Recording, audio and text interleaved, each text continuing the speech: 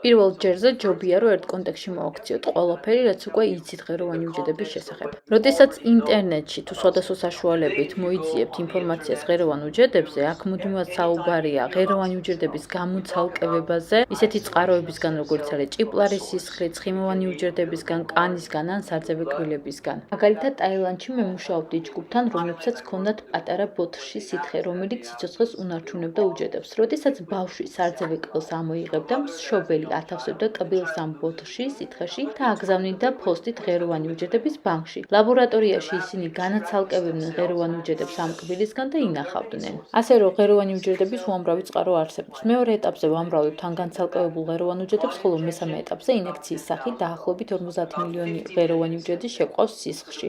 ერთი ინექცია დაახლოებით $10,000 ღირს. თუ ღეროვანი უჯრედები არიან სისხლში, ცხიმოვან ქსოვილში, კანში, კბილში, ყველგან ჩვენს ორგანიზმში და თუ მე სისხლიდან ვანცალკევებ, ვამრავლებ და მერე ინექციის სახით უკან ვაბრუნებ სისხლში, გამოდის, რომ ასეთი სახით მე სისხლში ვსდი ღეროვანი უჯრედების კონცენტრაციას. რა მოხდება თუ მე გავსდი ღეროვანი უჯრედების რაოდენობა სისხლში არა ინექციის გზით, არამედ სხვა ხერხით ძვლის ტვინიდან მათ გადავსტყორცნი სისხლში.